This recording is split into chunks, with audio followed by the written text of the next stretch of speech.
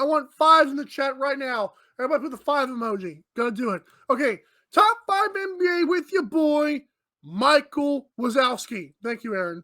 That was fantastic.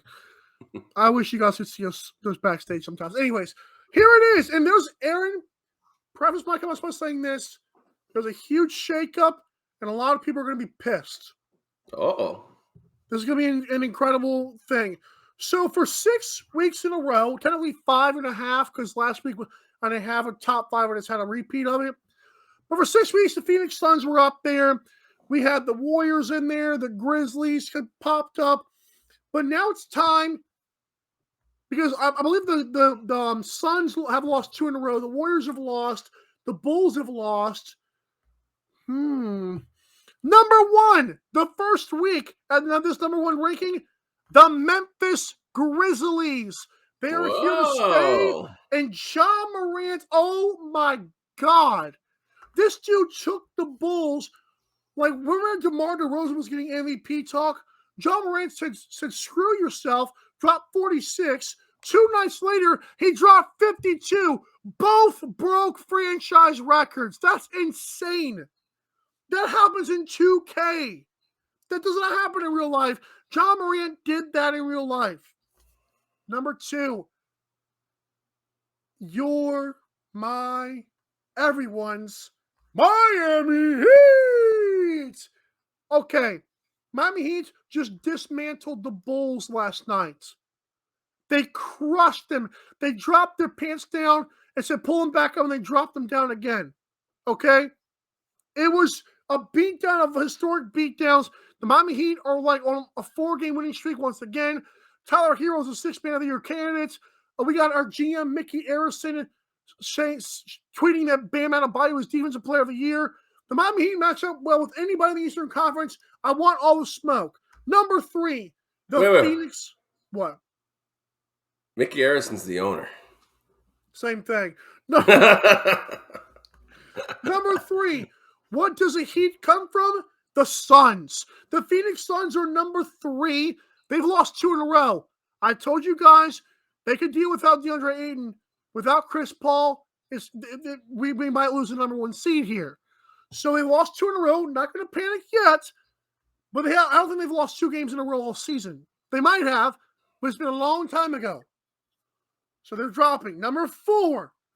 The Utah Jazz, baby. Jazz. I love it. And still ain't on the darn number 5 spot. I can't let the Warriors out yet.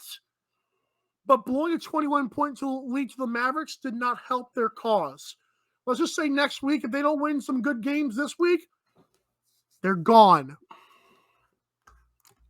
I do love the fact that somehow in your mind, you thought the violin was synonymous with jazz.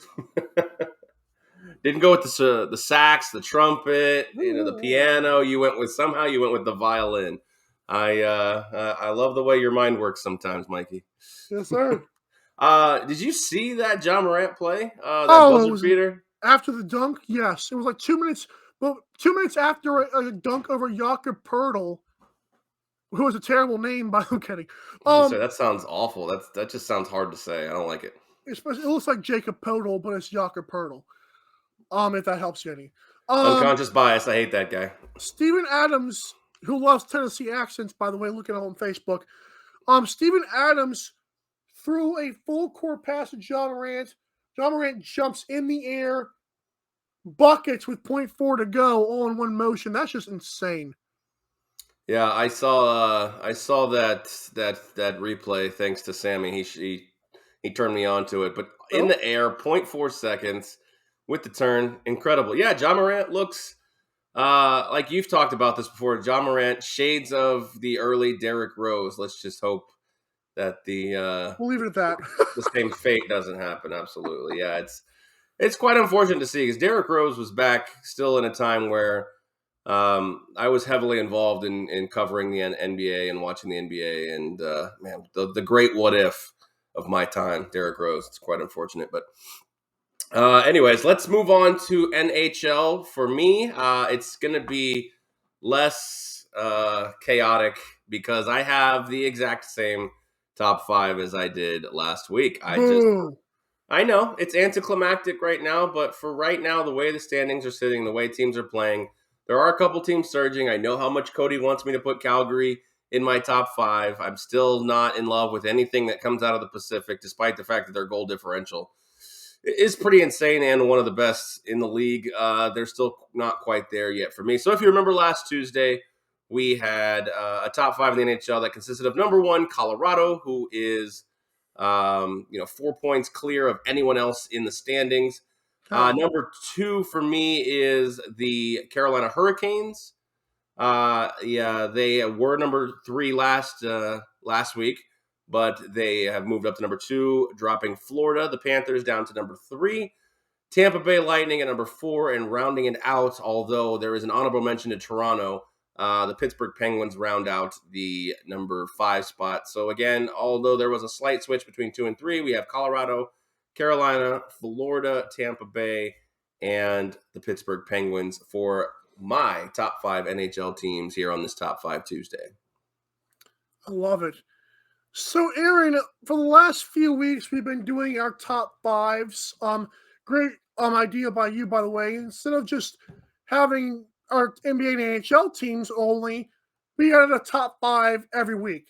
So this one, remember last week it was the regular season games. That was fun. This one should be more fun. It's all about pissing people off. This is a hot topic take, pal. Top 5 quarterbacks for the 2022-2023 season on this hashtag Top 5 Tuesday. Aaron, would you like to go first, going 5-1? Absolutely. I will go ahead and go first. 5-1. I would like to give a couple honorable mentions that didn't quite make the top 5. So for me, I'll start with my theoretical number 8 here in the honorable mention realm, and that's Russell Wilson. And that's actually depending on where he ends up. If it's in Seattle, I think is one of his best options, and also depending on if he ends up in a place like maybe in Indianapolis or Tampa Bay, I think we're looking at potentially a rejuvenated Russell Wilson. 2 of the same guys here, one coming off of injuries, one coming off of some temper tantrums, depending on where he ends up, and that's Kyler Murray and Lamar Jackson. Depending on where Kyler Murray ends up, I have him as a top 10 quarterback as well, and Lamar Jackson, stop flipping into the end zone, and you're going to be okay. Please and thank you. All right, now on to the top 5 for me going into the 2022-2023 NFL season. Are you ready for this? I might have a hot take. It might not be a hot take. We'll have to see. Number 5 is Joe Cool, Mr. Joe Burrow coming in. If it's sustainable with an offensive line, if they can build it up, Bengals are dangerous. I know a lot of people are down. I'm not potentially high on them repeating as Super Bowl participants, but Joe Burrow's got something special, and if they can keep him upright and off the turf, he's definitely a top 5 quarterback right now going into the season. At number 4, this one for me, I struggled with because I actually had him either number 4 or not in at all, and that's Justin Herbert because while the man's a stat machine, he's just not winning the games right now, and that to me is just what Phillip Rivers did for 15 to 17 years, however long he was in. And it's just like we're repeating it all over again. Now it's early. He's got 9,000 XX yards in 2 seasons, which is absolutely incredible, but they have no playoff appearances to show for it.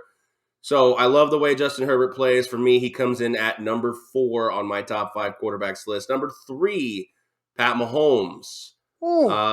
He slid down a little bit for me. I'm a little sour on him. He's still a great quarterback, still needs a lot of those weapons around him. But God forbid if he gets a running game, I think that they're definitely, he's right up there. He's a top 3 quarterback. You can interchange him and I won't be mad wherever you put him. Number 2, Josh Allen is my number 2 quarterback, my MVP candidate from last year, who I thought really should have been, with the exception of maybe 3 games, losing to Jacksonville. You're never going to win an MVP. But losing in Jacksonville to the Saints is definitely a recipe for getting an MVP. And that leads me to my number 1 quarterback for 2022 and 23 is Aaron Rodgers. Woo! Aaron Rodgers is my number 1 quarterback. if he stays in Green Bay, he's going to be incredible. They're going to be Super Bowl contenders, and God forbid he goes to Pittsburgh, Tampa, Indianapolis. Full disclosure, I don't think he's going to an NFC team at all, but Indianapolis, Denver, Pittsburgh. He makes all of those teams instant Super Bowl contenders, and that for me puts him Wow. at my number one quarterback going into the 2022-2023 I would. I NFL would. season. Right. I haven't talked about it yet, man. But Aaron Rodgers in Indianapolis, I would buy a jersey immediately. Yeah, Pat McAfee would lose his mind if that happened. Oh, Pat McAfee and me both. So here it is. I also have honorable mentions here. My first honorable mention is whoever the Colts sign. What happened to Sam Ellinger? You're like off the Ellinger wagon now. What's up? Whoa! Russell Wilson here. Listen here. I don't care who it is. I don't even. How about whoever the Colts quarterback is? How about that? That sounds better.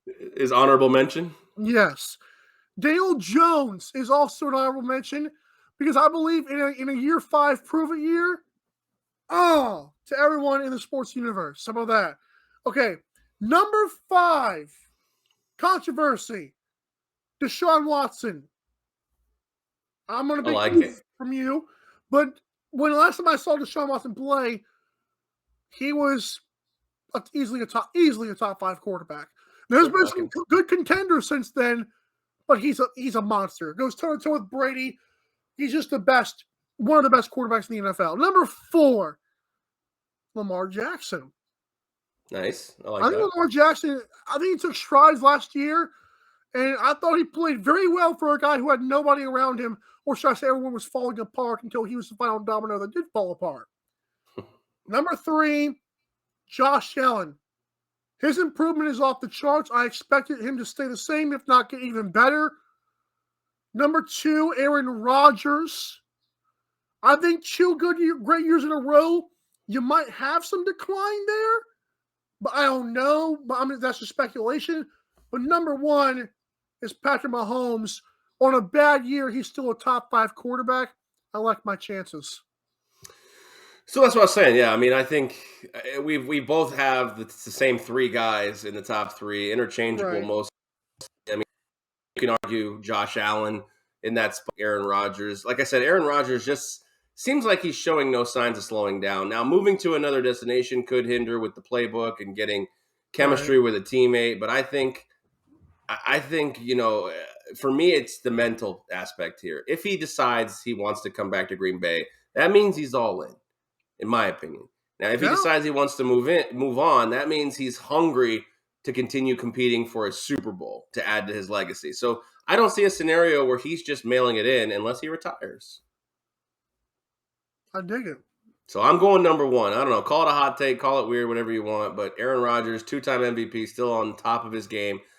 But at the same time, Patrick Mahomes, you're right. I mean, just he does things that are incredibly insane, but then he has some boneheaded moves like that move in the Bengals game that almost cost him the game. Not throwing the ball away, holding the ball too long, fumbling. Luckily your offensive lineman got it back, and got you into overtime. I mean, ultimately you lost the game, but it's just I don't know, a little sour on that. But Patrick Mahomes is still just incredible, of course. Right. AM